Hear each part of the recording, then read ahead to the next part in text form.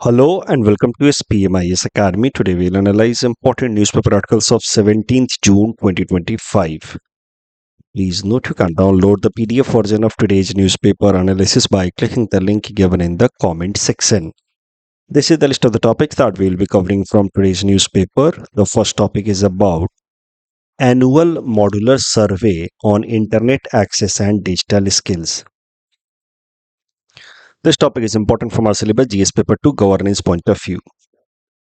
ये जो सर्वे है annual modular survey on internet access and digital skills, ये कंडक्ट करता है एनएसओ और इसने 1 साल का सर्वे डेटा अभी हाल फिलहाल में रिलीज किया है।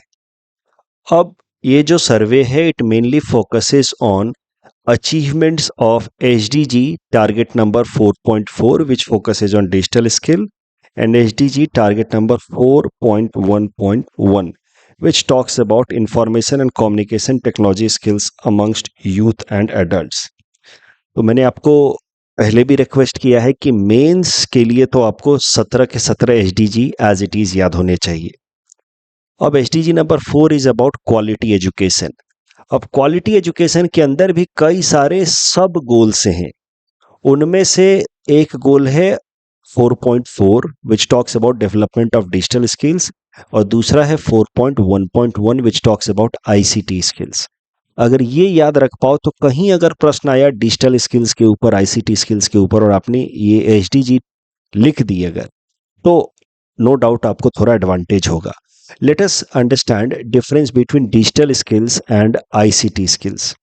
देखिए, ICT skills means ability to use computer or smartphone and connecting it to Wi-Fi and have some basic abilities like managing files and all. But digital skill is a broader set of abilities. It includes ICT skills, but it also includes some added activities like sending या receiving emails, content creation जैसे कि blog बनाना, video editing करना, data analysis, जिसको कहा जाता है digital skills। तो digital skill and ICT skills में भारत में कितना डेवलपमेंट हो रहा है उसका सर्वे करता है NSO under its annual modular survey on internet access and digital skills. अब फाइंडिंग्स क्या है? हाल फिलहाल में साल 2022 से 23 तक की डिजिटल स्किल्स में कितनी डेवलपमेंट हुई है उससे रिलेटेड फाइंडिंग्स रिलीज की है एनएसओ ने। मेंस, प्लीज रिमेंबर, फाइंडिंग्स बताने से पहले एक बार फिर सुनिए। Mains is all about giving good arguments and substantiating those arguments with data, relevant data coming from some government agencies, that would be the best. तो मान लीजिए आप डिजिटल स्किल्स पे आंसर लिख रहे हैं, क्वालिटी एजुकेशन पे आंसर लिख रहे हैं, तो आपको इस तरीके के सर्वे के बारे में मेंशन करना होगा। अब ये जो सर्वे रिपोर्ट हाल फिलहाल में पब्लिश हुई है ऑन डिजिटल स्किल्स, इसके हिसाब से digital divide exists in India on the basis of region, यानी कि अर्बन एरियाज और रूरल एरियाज में लोगों की जो एबिलिटी है एंड एक्सेसिबिलिटी है इंटरनेट रिलेटेड फैसिलिटीज को यूज करने की, वो काफ़ी वाइड है। For example, broadband internet connectivity in rural areas सिर्फ 71% हाउस होल्ड को कवर करता है, जबकि अर्बन एरियाज में 86% हाउस होल्ड को। तो एक डिजिटल डिवाइड देखने को मिलता है रूरल और अर्बन एरियाज के बीच में। ब्रीफली जरा समझ लेते हैं कि क्या होता है digital divide and then we will see कि डिजिटल डिवाइड किस किस बेसिस पे देखने को मिलता है। Digital divide means inequality in digital skills as well as ICT facilities. आपके पास स्किल ही नहीं है कंप्यूटर या मोबाइल फोन चलाने का, या फिर आपके पास एक्सेसिबिलिटी नहीं है, ब्रॉडबैंड कनेक्टिविटी नहीं है, इंटरनेट फैसिलिटी नहीं है। इन दोनों ही केस में कहा जाएगा कि you are not having the digital dividend, और साथ ही साथ जिसके पास है कहा जाएगा कि उसके पास डिजिटल डिविडेंड है। तो आज के टाइम में भारत के अंदर डिजिटल डिवाइड देखने को मिलता है। कुछ लोगों के पास स्किल्स भी हैं, साथ ही साथ एक्सेसिबिलिटीज भी हैं। कुछ लोगों के पास स्किल नहीं है, एक्सेसिबिलिटी भी नहीं है। कुछ लोगों के पास अगर स्किल है तो भी एक्सेसिबिलिटी नहीं है। तो ये सब अलग अलग लेवल पे डिजिटल डिवाइड देखने को मिलता है। अब डिजिटल डिवाइड भारत में एग्जिस्ट करता है as per this report regional basis पे। रूरल एरियाज में डिजिटल ब्रॉडबैंड कनेक्टिविटी कम है अर्बन एरियाज की तुलना में। कम्युनिटी बेसिस पे भी डिजिटल डिवाइड देखने को मिलता है। ऐसे जनरल कैटेगरी के लोगों के पास अगर देखा जाए तो 84% लोगों के पास इंटरनेट कनेक्टिविटी है, वहीं SC/ST कैटेगरी में इट कम्स डाउन टू 65 या 60%। इकोनॉमिक बेसिस पे भी डिजिटल डिवाइड डिपेंड करता है। देश के जो टॉप 10% हाउस होल्ड से हैं उनके पास 96% के आसपास तक ब्रॉडबैंड कनेक्टिविटी है, जबकि बॉटम 10% लोगों के पास, उनमें से सिर्फ 45% के आस लोगों के पास ही इंटरनेट कनेक्टिविटी है। अब डियर स्टूडेंट्स, ये सारा डेटा अगर आप याद ना भी रख पाओ तो भी कम से कम इतना तो याद रख पाओगे कि डिजिटल डिवाइड है भारत के अंदर रीजनल बेसिस पे, कम्युनिटी बेसिस पे एंड इकोनॉमिक बेसिस पे, उतना याद रखिएगा। डिजिटल डिवाइड होने से समस्याएं क्या क्या निकल करके आती हैं। इस कारण से द ई गवर्नेंस स्कीम्स का बेहतर इम्प्लीमेंटेशन नहीं हो पाता है, जैसे कि ऑनलाइन पासपोर्ट बनवाने की प्रक्रिया जो है, ऑनलाइन आधार बनवाने का जो या पैन बनवाने का जो अप्रोचेज है, ये सब सारे लोगों को बेनिफिट नहीं पहुंचा पाता है। Possibility of corruption and misuse भी होता है, क्योंकि जिन लोगों के पास स्किल्स नहीं है, एक्सेसिबिलिटी नहीं है, उनको मिडिल मैन के ऊपर डिपेंड करना पड़ता है और उस केस में बहुत बार उनका लॉगिन क्रेडेंशियल्स हेप्ट हो जाता है और मिडिल मैन ही बेनिफिट्स लेके चले जाते हैं। बहुत बार कैसा होता है कि डायरेक्ट बेनिफिट ट्रांसफर जो अकाउंट में पैसा आता है वो भी पैसा बेनिफिशियरीज खुद निकाल नहीं पाते हैं, because they are not aware और उनको वो सारी बातें नहीं समझ में आती कि मोबाइल पे मैसेज आएगा कि उनके अकाउंट में इतना पैसा ट्रांसफर हुआ है, वो जाकर के बैंक से निकाल सकते हैं या ऑनलाइन ही ट्रांसफर कर सकते हैं। और जिन लोगों की वो सहायता लेते हैं मिडिल मैन की, वो उसमें से पैसा चोरी कर लेते हैं।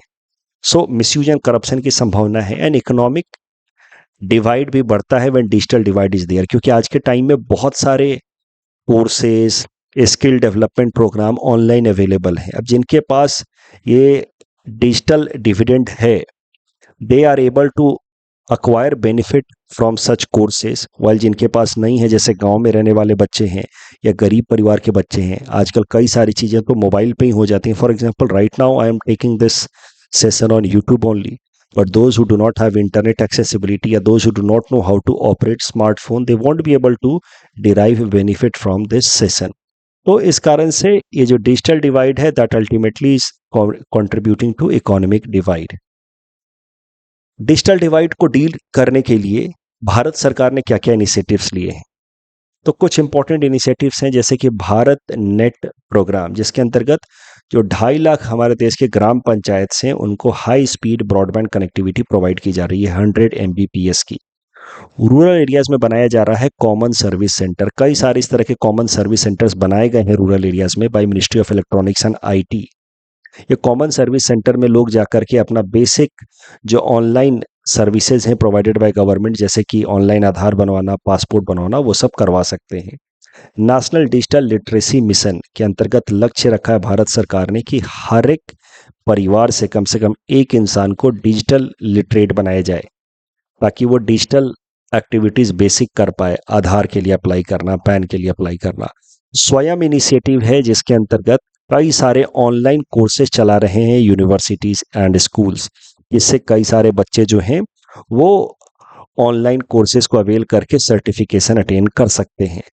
एंड PMG दिशा इनिशिएटिव, प्रधानमंत्री ग्रामीण डिजिटल साक्षरता अभियान, इसका लक्ष्य है कि 6 करोड़ हाउस होल्ड्स को डिजिटली लिटरेट बनाना है। तो ये सब इनिशिएटिव्स हैं डिजिटल डिवाइड को ब्रिज करने के लिए। इस टॉपिक के बेसिस पे प्रीलिम्स प्रैक्टिस क्वेश्चन है। Please attempt this question and submit the answer in the comment section. ये इस टॉपिक के बेसिस पे मेंस क्वेश्चन है जिसको आप अटेम्प्ट कर सकते हैं।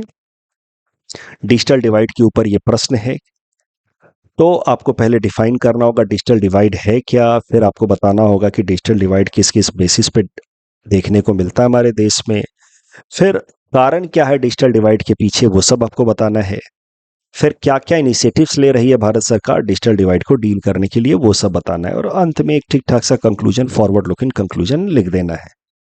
इनिशिएटिव्स या measures taken are nothing but way forward, तो हर आंसर में वे फॉरवर्ड लिखने की अलग से जरूरत नहीं होती है।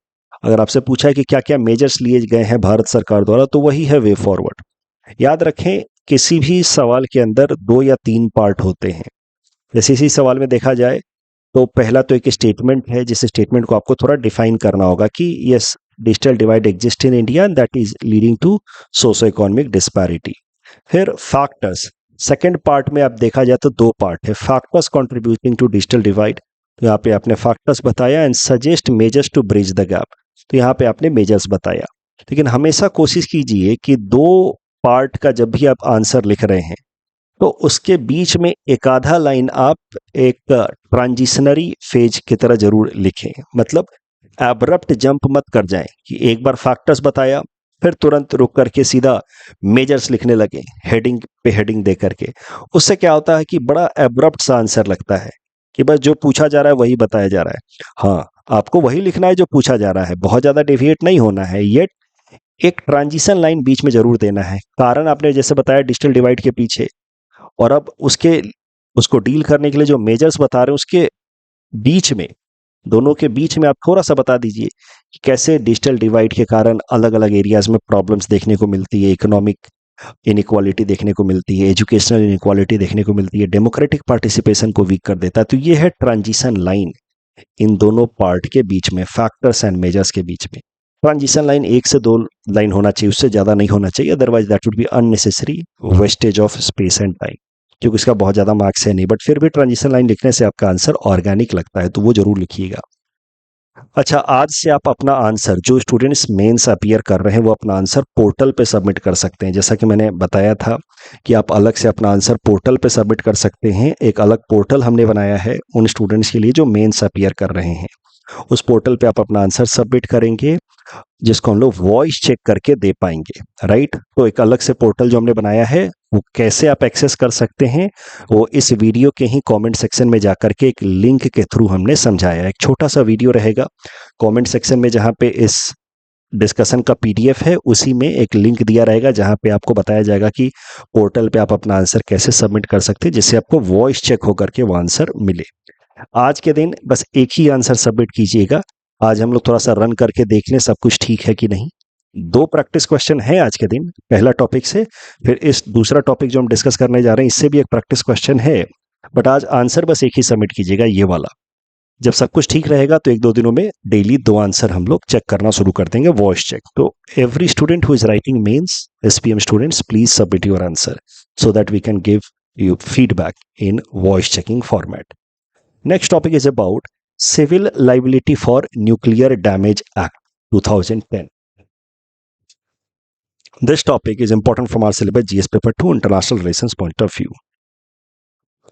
ये जो कानून है 2010 में लाया गया, इसको मेनली लाया गया है to deal with situation of nuclear accident in India, कि अगर कोई न्यूक्लियर पावर प्लांट है वहां पे कुछ एक्सीडेंट हो जाता है, लीकेज हो जाते हैं, उस कारण से डैमेजेज होते हैं, तो उस केस में किसकी कितनी लाइबिलिटी होगी। इस कानून के हिसाब से the operator will be primarily liable in the case of accident. देखिए, कोई भी न्यूक्लियर पावर प्लांट में 2 मेन स्टेक होल्डर्स होते हैं। एक होता है सप्लायर, जो उस न्यूक्लियर पावर प्लांट को बनाने के लिए टेक्नोलॉजी साथ ही साथ इक्विपमेंट्स देता है, और दूसरा होता है ऑपरेटर, जो एक बार न्यूक्लियर पावर प्लांट बनने के बाद उस न्यूक्लियर पावर प्लांट को रन करता है, उसको कहते हैं ऑपरेटर। अब भारत में जितने भी न्यूक्लियर पावर प्लांट हैं, 23 अभी तक फंक्शनल हैं, 23 फंक्शनल न्यूक्लियर पावर प्लांट हैं, उन सबका ऑपरेटर एक ही है, NPCIL, nuclear power corporation of India limited is the sole operator of nuclear power plants in India. तो मुद्दा यह है कि आज पर दिस एक्ट, अगर कोई न्यूक्लियर एक्सीडेंट होता है तो उस केस में NPCIL की मेन जिम्मेदारी होगी। But NPCIL, which is operator, can claim compensation from the supplier. कई सारे विदेशी सप्लायर हैं टेक्नोलॉजी के और इक्विपमेंट्स के, उनसे NPCIL कंपनसेशन सीख कर सकता है अगर NPCIL ये साबित कर दे कि जो इक्विपमेंट्स थे वो डिफेक्टिव थे, या सर्विसेज जो उन्होंने प्रोवाइड की in during building of the nuclear power plant वो खराब सर्विसेज थी, जिस कारण से ये डैमेज हुआ है, एक्सीडेंट हुआ है। तो जनता को या जो विक्टिम्स हैं ऑफ न्यूक्लियर एक्सीडेंट, उनको कंपनसेट करेगा ऑपरेटर, जो हमारे देश में NPCIL है। But operator can claim liability towards the supplier in these 2 cases, defective equipment and substandard services. अब किसी भी केस में अगर एक्सीडेंट होता है, न्यूक्लियर एक्सीडेंट होता है, तो मैक्सिमम कितना अमाउंट कंपनसेशन के तौर पे दिया जा सकता है, वो भी जरा देखते हैं। तो liability is capped to rupees 1500 crore, 1500 crore तक की लाइबिलिटी बनती है of the operator in case of nuclear accident. 1500 crore से ज्यादा का अगर डैमेज होता है, लोगों को कंपनसेशन देना पड़ता है, अमाउंट 1500 करोड़ से ज्यादा का है, तो उस केस में government will get into picture. And इस कानून के हिसाब से government's liability is limited to 300 million special drawing rights, which is close to about 2100 to 2300 crore. तो लगभग 1500 करोड़ तक का डैमेज होगा तो वो एनपीसीआईएल भरेगा। एनपीसीआईएल पैसा निकलवा सकता है सप्लायर से, उसके ऊपर का डैमेज सरकार कवर करेगी। एनपीसीआईएल को भी इस कानून के अंतर्गत सजेस्ट किया गया है कि वो इंश्योरेंस ले ले for its nuclear power plants की, अगर डैमेज होता तो उस केस में इंश्योरेंस कंपनियां वो कंपनसेशन अमाउंट भरे। अब आपको एक बात समझनी है कि ये जो हमारे देश में कानून बना है civil liability for nuclear damage, नाम से आपको समझ आ रहा है कि अगर डैमेज होता तो उस केस में किसकी जिम्मेदारी होगी और कितने अमाउंट की जिम्मेदारी होगी। This has been brought as per an international law, to international law basically, Vienna convention and Paris convention. But in दोनों ही केस में एक अंतर है, ये जो इंटरनेशनल कन्वेंशन है और हमारे जो देश में कानून बना है उसमें थोड़ा सा अंतर है। हमारे देश का कानून जो है वो ऑपरेटर को पावर देता है कि सप्लायर से वो कंपनसेशन सीख कर पाए, बट ये जो इंटरनेशनल कन्वेंशन है उसमें सप्लायर्स आर इंडेमनिफाइड, मतलब सप्लायर्स की कोई लाइबिलिटी नहीं बनती है, सारी लाइबिलिटी ऑपरेटर्स की बनती है। अब ये एक अंतर है जो इंटरनेशनल स्टैंडर्ड्स में फॉलो होता है कि सप्लायर्स की जिम्मेदारी नहीं है, पूरी तरह से ऑपरेटर्स की जिम्मेदारी है। हमारे कानून में भी ऑपरेटर की ही जिम्मेदारी है, but operator can claim compensation from supplier in these two cases, सब स्टैंडर्ड सर्विसेज या डिफेक्टिव इक्विपमेंट। अब यही जो छोटा सा अंतर है जिस कारण से हमारे देश के अंदर न्यूक्लियर पावर प्रोडक्शन इंक्रीज नहीं हो पा रहा है। अभी भी आप देखिए तो भारत का जो न्यूक्लियर पावर जनरेशन है वो टोटल पावर जनरेशन का सिर्फ 3% है, and we look forward to take it to 25% by 2050। लेकिन उसमें एक मेजर हिंड्रेंस का काम कर रहा है ये civil liability nuclear damage act. इसमें जो सप्लायर्स के ऊपर भी कंपनसेशन क्लेम किया जा सकता है बाई ऑपरेटर, ये एक हिंड्रेंस का काम कर रहा है। बहुत सारे जो फॉरेन सप्लायर्स हैं वो थोड़ा हेजिटेट करते हैं भारत के अंदर अपनी न्यूक्लियर टेक्नोलॉजी या न्यूक्लियर इक्विपमेंट सप्लाई करने में। उनको डर लगता है कि अगर कहीं कोई एक्सीडेंट हो गया तो उस केस में उनको ह्यूज अमाउंट ऑफ कंपनसेशन भरना पड़ सकता है। जैसे भारत और अमेरिका के बीच में India US signed a civil nuclear deal way back in 2008. This deal is also known by the name 123 agreement between India and US, क्योंकि यूएस का जो कानून है सिविल न्यूक्लियर कोऑपरेशन लॉ, जिसके अंतर्गत वो दुनिया के बाकी देशों को सिविल पर्पसेस से न्यूक्लियर टेक्नोलॉजी या इक्विपमेंट प्रोवाइड करते हैं, उसका सेक्शन 123 सपोर्ट करता है कि दे कैन यूएस के companies can support other countries of the world in development of nuclear technology for civilian purposes. तो इसी कारण से इस एग्रीमेंट को जो India US civil nuclear deal है उसको 123 एग्रीमेंट भी कहते हैं, क्योंकि section 123 of the act allows US companies to support other countries of the world. तो याद रखिएगा मेंस पर्सपेक्टिव से इंडिया यूएस के बीच में देयर इज 123 एग्रीमेंट या India US civil nuclear deal. ये साइन हो गया 2008 में ही, बट इतने सालों के बाद भी अभी तक कोई भी एक सक्सेसफुल एग्जाम्पल नहीं है जहां पे एक अमेरिकन कंपनी ने भारत के कहीं पे भी सेंटर पे साइट पे न्यूक्लियर पावर प्लांट डेवलप करवाया हो। उसके पीछे सबसे बड़ा ऑब्स्ट्रक्शन बन रहा है ये civil liability nuclear damage act. The suppliers are apprehensive कि कहीं कुछ डैमेज होता तो उस केस में they will have to pay और they might be required to pay huge amount of compensation. US based कंपनियां हैं, फ्रांस की भी कंपनियां हैं जैसे EDF and all, they are in negotiation of development of some nuclear power plant in India, but no one is coming forward with conviction कि हाँ चलिए हम न्यूक्लियर पावर प्लांट बनाते हैं। कुछ न्यूक्लियर पावर प्लांट्स डेवलप जरूर हो रहे हैं फॉरेन कंट्रीज द्वारा, जैसे रसिया का रोसैटम डेवलप कर रहा है Kudankulam nuclear power plant, but America और फ्रांस की कंपनियां तो हेजिटेट कर रही हैं इन सप्लाइंग न्यूक्लियर टेक्नोलॉजी या nuclear equipment to India, mainly because of this civil liability nuclear damage act. Government का क्या स्टैंड है? Government is currently looking forward to dilute the liability over the suppliers, ताकि ज्यादा ज्यादा suppliers सामने आए। हाल फिलहाल में इंडिया ने अमेरिका के साथ एक मीटिंग भी की है जहां पे उन्होंने डिस्कस करके कहा है कि सप्लायर्स को इंडेमनीफाई करने की कोशिश करेंगे, बट येट अभी तक एक कंक्रीट इस डायरेक्शन में रूल नहीं बनाया गया है। भारत सरकार चाहती है कि सप्लायर्स भी इंश्योरेंस कवरेज ले लें, ताकि अगर कोई डैमेज होता तो उस केस में उनको वो डैमेज कंपनसेशन देने में आसानी हो। बट जो फॉरेन कंपनियां हैं वो करें कि नहीं, हमको कंप्लीट एग्जेम्पशन चाहिए, हमको कोई इंश्योरेंस वगैरह नहीं लेना है, we want complete indemnity from paying any compensation. अब ये सब कुछ ऑब्स्ट्रक्शन है in development of nuclear power in India. इस टॉपिक डिस्कशन के बेसिस पे ये प्रीलिम्स प्रैक्टिस क्वेश्चन है। Please attempt this question and submit the answer in the comment section. ये दूसरा मेंस प्रैक्टिस क्वेश्चन है, इसको भी आप अटेम्प्ट कर सकते हैं, बट इसको आज सबमिट मत कीजिएगा, बस एक ही आंसर आज सबमिट कीजिएगा। Next topic is about tech platform for better disaster management, important from our syllabus GS paper 3 disaster management point of view and GS paper 5 Assam issues point of view. Union minister Amit Shah ji ने कुछ important take platforms launch किए हैं disaster management के लिए। उसमें से integrated control room for emergency response, national database for emergency management and flood hazard Atlas of Assam. तो ये तीसरा वाला जो इनिशिएटिव है ज़्यादा इंपॉर्टेंट है। Third edition of flood hazard Atlas of Assam release किया गया है। इसकी मदद से रियल टाइम अंडरस्टैंडिंग डेवलप की जाएगी रिगार्डिंग फ्लड इन असम, और उसके बेसिस पे रिलीफ मेजर्स प्रोवाइड किए जाएंगे। फ्लड को प्रिडिक्ट किया जाएगा तो उस कारण से इवैक्यूएशन स्ट्रैटेजी प्लान की जाएगी। तो असम के अंदर फ्लड से होने वाले डैमेजेस को पहले ही असेस करके और उसके डैमेजेस को मिटिगेट करने के लिए flood hazard Atlas of Assam launch किया है हमारे होम मिनिस्टर अमित शाह जी ने। बट इसके पहले भी ये फ्लड हजार्ड एटलस था असम का, बट इसका अपग्रेडेड वर्जन, थर्ड वर्जन अभी हाल फिलहाल में लॉन्च किया गया है। तो क्या है ये flood hazard Atlas of Assam? एक डिजिटल मैप है कि असम के किस किस एरिया में कितना इंटेंसिटी का फ्लड आया है, जिससे फ्लड के कारण होने वाले डिजास्टर को मैनेज किया जा सकेगा with help of this mobile app itself. It will provide us real time flood hazard assessment. It will help in planned evacuation. Flood की इंटेंसिटी अलग अलग एरियाज में कहाँ कहाँ पे वो भी बताएगा। आसाम के लिए अलग से क्यों फ्लड हजार्ड एटलस रिलीज किया गया है? Reason is simple. आसाम हर साल अफेक्ट होता है with massive flood, specially during the monsoon time, और लगभग 40% area of Assam is under impact of flood, and that is why Assam के लिए अलग से फ्लड हजार्ड एटलस रिलीज किया गया है।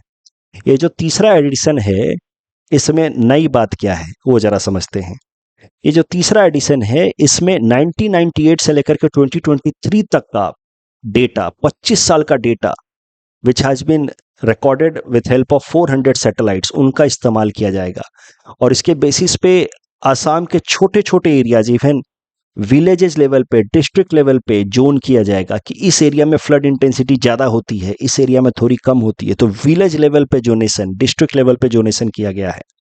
पहले जो थे सेकेंड एडिशन या फर्स्ट एडिशन, उसमें बेसिक 5 जोन बनाए गए थे कि यहाँ पे लो इंटेंसिटी है, हाई इंटेंसिटी है। अब तो विलेज विलेज लेवल पे, एकदम छोटे छोटे लेवल पे जोनेशन किया गया है ये कहाँ पे कितना इंटेंसिटी का फ्लड आ सकता है।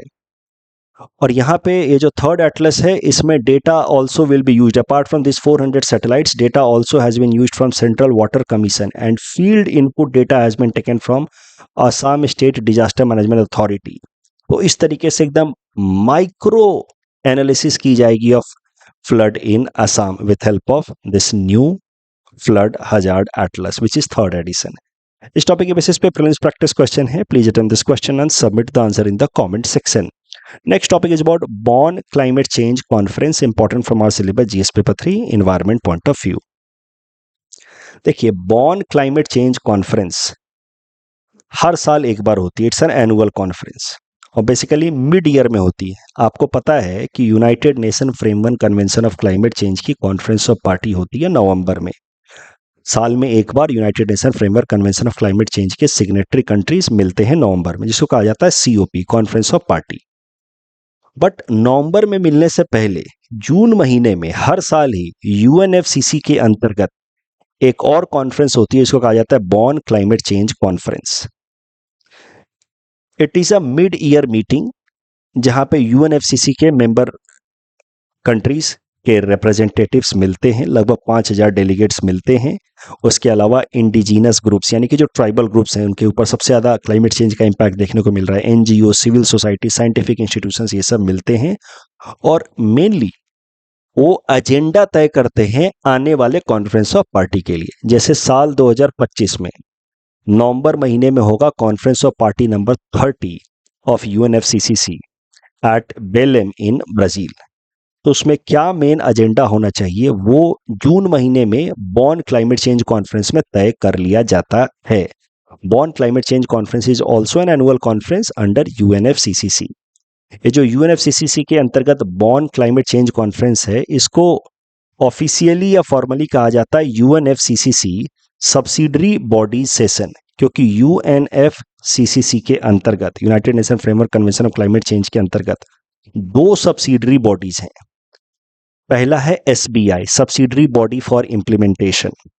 इसका मेन काम है क्लाइमेट चेंज रिलेटेड जो फैसले लिए गए हैं कॉन्फ्रेंस ऑफ पार्टीज में ऑफ यूएनएफसीसीसी, वो कितना बेहतर इंप्लीमेंट हो रहा है। जैसे पेरिस क्लाइमेट डील अब हमने फाइनलाइज कर तो लिया कॉन्फ्रेंस ऑफ पार्टी नंबर 21 में इन 2015 पेरिस, लेकिन वो कितना बढ़िया इंप्लीमेंट हो रहा है वो देखने का काम होता है इस सब्सिडरी बॉडी में ऑफ यूएनएफसीसीसी। साथ ही साथ इसका काम होता है to discuss financial and technical support to developing countries to deal with climate change. एक दूसरी सब्सिडरी बॉडी होती है ऑफ यूएनएफसीसीसी, इसका नाम है SBSTA, subsidiary body for scientific and technological advice. ये टेक्निकल इनपुट्स प्रोवाइड करता है, साथ ही साथ it tries to act as a bridge between scientists of IPCC, Intergovernmental Panel of Climate Change and Policy Maker of COP। आपको I hope एक बात याद आ रही होगी कि यूएनएफसीसीसी में जो भी फैसले होते हैं that is taken generally on the basis of report published by an agency जिसका नाम है inter governmental panel on climate change. IPCC के साइंटिस्ट्स बेसिकली ये दूसरे सब्सिडरी बॉडी ऑफ यूएनएफसीसीसी के मेंबर होते हैं और वहां पे वो टेक्निकल इनपुट देते हैं, जिसके बेसिस पे फिर नवंबर महीने में जब पॉलिसी मेकर्स दुनिया भर से मिलेंगे एट कॉन्फ्रेंस ऑफ पार्टी तो वो फैसला करेंगे। तो बेसिकली ये बॉन क्लाइमेट चेंज कॉन्फ्रेंस को फॉर्मली कहा जाता है sessions of UNFCCC subsidiary bodies, और यूएनएफसीसीसी की 2 सब्सिडरी बॉडीज हैं एसबीआई एंड एसबीएसटीए। ठीक है, अब इन्हीं की मीटिंग अभी शुरू हुई है जून महीने में। तो करंट न्यूज यही है कि annual climate change conference of UNFCCC Bonn climate change conference has started currently and this session will go on for next 10 days, 26 जून तक चलेगा ये। इस बार ये जो बॉन क्लाइमेट चेंज कॉन्फ्रेंस बुलाया गया है इसमें मेनली डिस्कशन होगा एजेंडा फॉर एडेप्टेशन। तो जब हम हमारे देश के या United Nation framework convention of climate change के जो रिप्रेजेंटेटिव कंट्रीज हैं वो जब मिलेंगे नवंबर महीने में एट COP30 एट बेलेम ब्राजील, तो उनका मेन पॉइंट ऑफ डिस्कशन क्या होना चाहिए वो एजेंडा तय किया जाएगा at this Bonn climate change conference. And agenda to be discussed this in this Bonn climate change conference is global goal on adaptation. देखिए, मिटिगेशन और एडेप्टेशन 2 इंपॉर्टेंट वर्ड होते हैं एनवायरमेंट संबंधित, इनको समझना है फिर हम करंट न्यूज पे आएंगे। देखिए, जो भी क्लाइमेट चेंज हो रहा है उस क्लाइमेट चेंज को रोकने की जो प्रक्रिया है उसको कहा जाता है मिटिगेशन। जैसे ग्रीन हाउस गैस इमिशन के को रोकें, अगर हम कम करें जिससे ग्लोबल वार्मिंग कम हो, तो इस अप्रोच को कहा जाता है to deal with climate change mitigation, cutting down greenhouse gas emission. जैसे कि conference of party number 21 Paris climate deal goal is on cutting down greenhouse gas emission, तो that approach is known as mitigation approach to deal with climate change. तो mitigations are measures to prevent further climate change. But एक दूसरा approach भी होता है to deal with climate change जिसको कहा जाता है अडेप्टेशन, जहां पे हम ये मान के चल रहे हैं कि क्लाइमेट चेंज तो हो ही रहा है, ग्लोबल वार्मिंग तो हो ही रही है, but let us change our lifestyle so that we are able to deal with this change in climate. For example, growth of millet as crop, क्योंकि मिलेट जो है वो हायर टेम्परेचर में एरिड एरियाज में भी ग्रो कर सकता है। Example mission life. So these are approaches to deal with climate change. इस अप्रोच को कहा जाता है अडेप्टेशन अप्रोच, कि हम खुद अडेप्ट कर जाएं, अपने बिहेवियर को चेंज कर ले। अब अभी तक यूएनएफसीसी के अंतर्गत मेनली फोकस किया जाता रहा है मिटिगेशन पे, यानी कि cutting down of green house gas emission. लेकिन ये जो बॉन कॉन्फ्रेंस बुलाई गई है जून महीने में, अभी यहाँ पे अब पहली बार डिस्कस किया जा रहा है कि यूएनएफसीसीसी में we should focus on adaptation also. अब बॉन कॉन्फ्रेंस में एक एजेंडा तैयार किया जाएगा, ग्लोबल गोल ऑन एडेप्टेशन, और फिर उसको पॉलिसी बनाने की कोशिश की जाएगी at conference of party number 30, जब दुनिया भर के मेंबर कंट्रीज ऑफ यूएनएफसीसीसी मिलेंगे इन नवंबर 2025 एट बेलेम, ब्राजील। तो आपसे मेंस में सीधा सीधा पूछा जा सकता है कि मिटिगेशन और अडेप्टेशन के बीच में अंतर क्या है। Please be mindful. ये सब एग्जाम्पल हैं अडेप्टेशन के। बेहतर घर बनाना, वेंटिलेशन करना, डिजास्टर मैनेजमेंट के लिए तैयार रहना, ये सब अडेप्टेशन है। कि अब फ्लड तो आएगा ही आएगा, लैंडस्लाइड तो होगा ही होगा, how to deal with that is adaptation.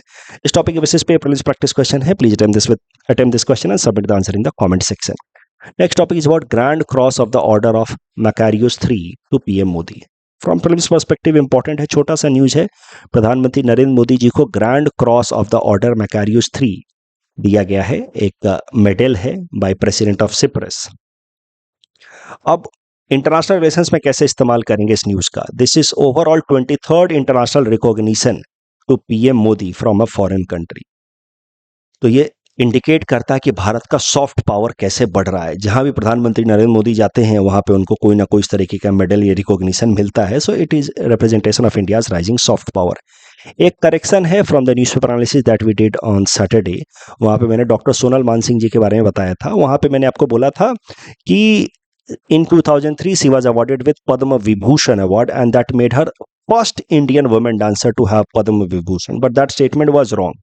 कई सारे जगहों पे वेबसाइट्स में लिखा रहता है कि she was first Indian dancer to be awarded with Padma Vibhushan. जैसे मैंने ये एग्जांपल दिया है, इस वेबसाइट से मैंने उठाया था ये आर्गुमेंट, बट वो स्टेटमेंट गलत है। इनफैक्ट इन 2003 जब उनको पद्म विभूषण अवार्ड मिला तो she became second Indian women dancer to be awarded with Padma Vibhushan. The first one was Bala Saraswati ji, she was given Padma Vibhushan in 1977। तो ये सही है, ये गलत है।